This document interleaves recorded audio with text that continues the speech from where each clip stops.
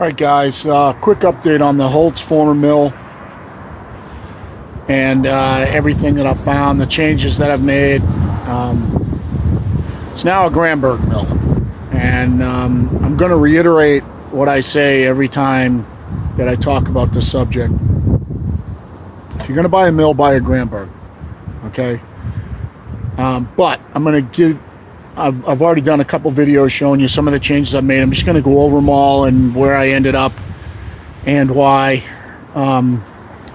So here is the 36 now,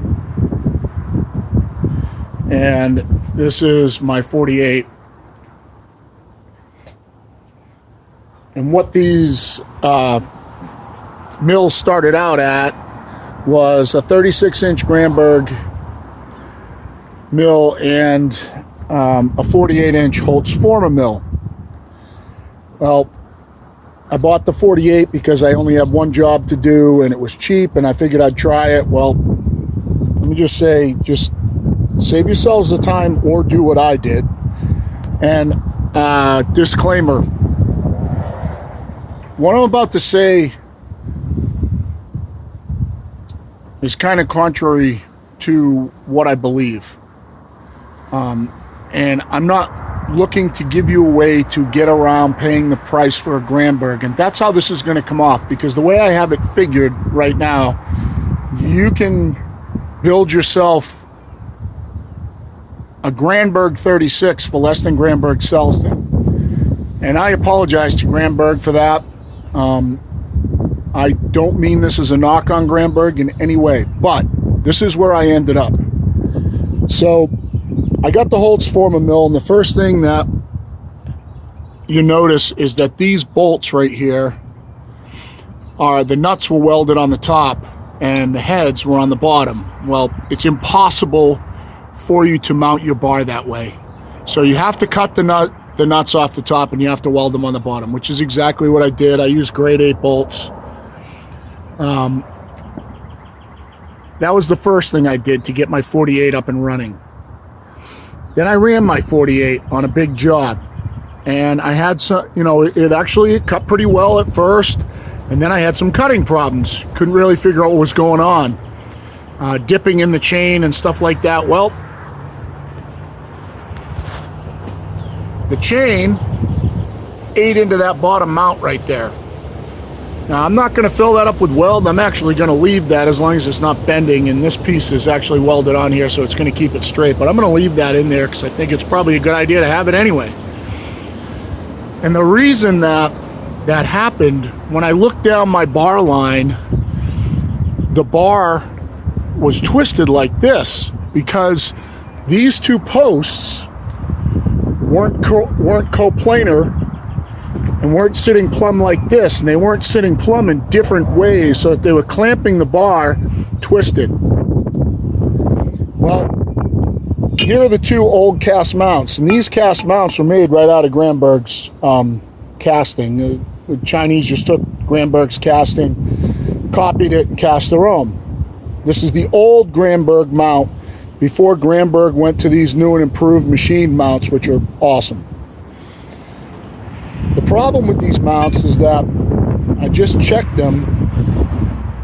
This V isn't square to this mount. Also, where it mounts on the rails isn't square to this mount. So what I'm going to do is I'm going to square up these feet first. I'll square these feet through the front face. Once I get these square, I'll end up squaring this channel. And it's not very much, and this is just cheap junk aluminum. Be able to do it with a file.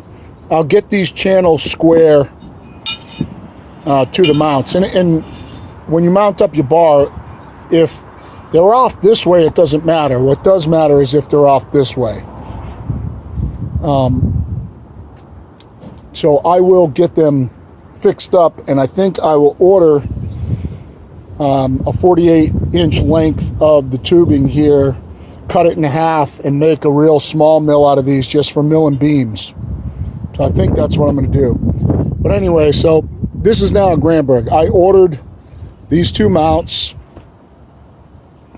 complete with the bracket on the top, and I ordered these right here, the little back clamp that goes inside this U-bolt. That shipped from Granberg is 75 bucks. This mount complete with these. So if I take the $75 and I add it to the 124 shipped for the Holzfforma 48-inch mill, this mill right now cost me 200 bucks for a 36. This is Granberg. This is Granberg. This is Granberg. These rails are Granberg. The only thing that isn't Granberg is this post.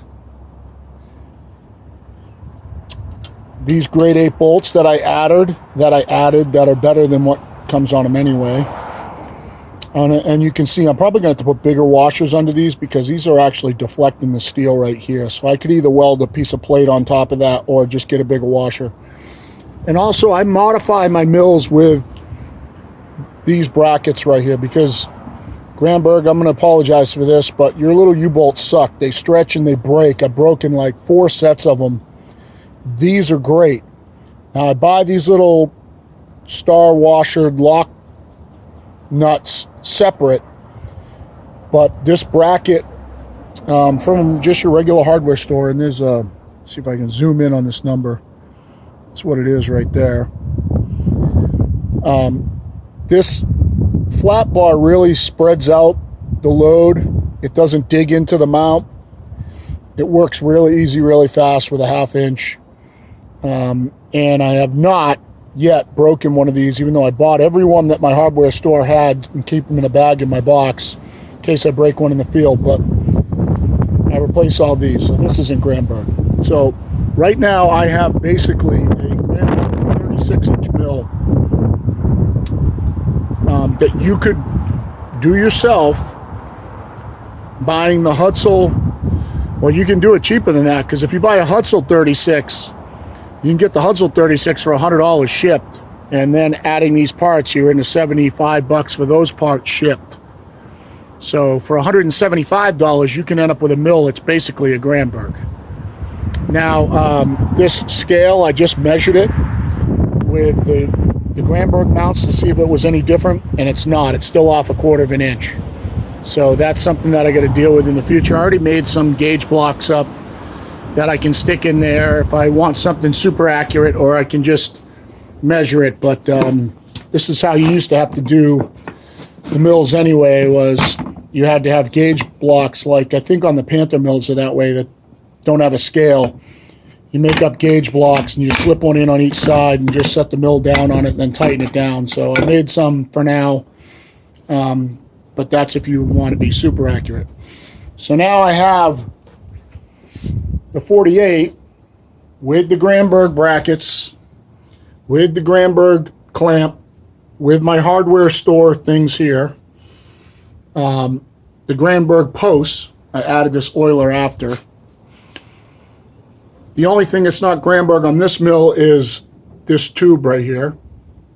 And it's a standard size. It's a like inch standard size that you could buy anywhere. That's the Granberg center handle, the Granberg bottom mounts. Yeah, so you know that's pretty much it. So I think it's my responsibility to tell you, since I started this, where I've gone with this and what the story is. And I think it's my responsibility when I do a video to say, you know, I think a lot of people are asking how much money do I have to spend to get into this. You can buy the Chinese mill. You're going to run into the same problems that I had. Another problem, if you look here, is that there's not enough room underneath these bolts. I needed to machine them out, and every now and then the scrunch still sticks in there. But you can buy the Chinese mill and you can end up with all the same problems. I just milled with it yesterday with the 36 bar and the Chinese mounts on it. The bar was a little bit twisted, wasn't as bad as the 56, but was a little bit twisted, and it still milled flat, so it still does work. So I do want to say that you can buy the Chinese mill and go out and mill flat lumber. There's no doubt about that. It will mill, but you know, you're only one chain stretching away from this, which wipes out 168 drive length chain that now I've got to fix.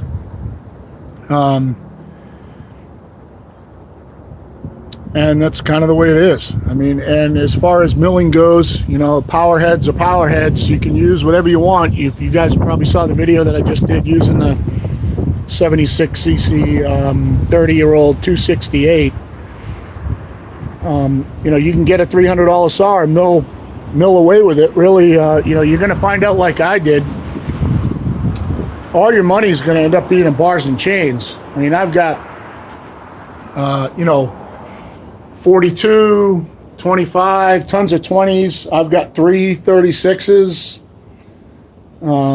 I've got chains coming out of my butt, loops. I've got the 56. I've got the little timber jig vertical mill to cut beams. You know, you get into rip chains versus cross cut chains and the whole 9 yards. And, you know, best thing I could say is you need to learn how to take 10 minutes and grind off rivets and punch out a chain and then peen over a new chain and make your own chains. Buy the little stupid little $10 pack of drive links, and, or not drive links, but straps,